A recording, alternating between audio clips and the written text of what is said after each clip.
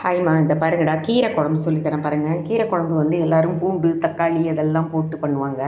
அந்த மாதிரியெல்லாம் இல்லாமல் வெறும் சிம்பிளாக வந்து இது பாருங்கள், துவரம் பருப்பு, அதுக்கப்புறமா பச்சை மிளகாய் போட்டு கீரையும் போட்டு ஒரேடியாக குக்கரில் இந்த மாதிரி பாயில் பண்ணிட்டோம்.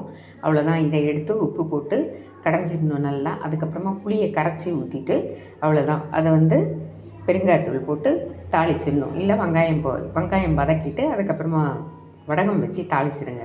இதுதான் ரொம்ப சிம்பிள். இது வந்து நீங்கள் வந்து சாப்பிட்டு பாருங்கள், செம்ம டேஸ்ட்டாக இருக்கும். இந்த பூண்டு, தக்காளி இதெல்லாம் போட்டு திருப்பியும் வந்து அதே மாதிரி ஒரு குழம்பு மாதிரியே இருக்கிற மாதிரி இருக்கும். இது வந்து தனியாக டேஸ்ட் வேறு மாதிரி இருக்கும். லைக் பண்ணுங்கள், ஷேர் பண்ணுங்கள், சப்ஸ்கிரைப் பண்ணுங்கள், கற்றுக்குங்க. தேங்க்யூ.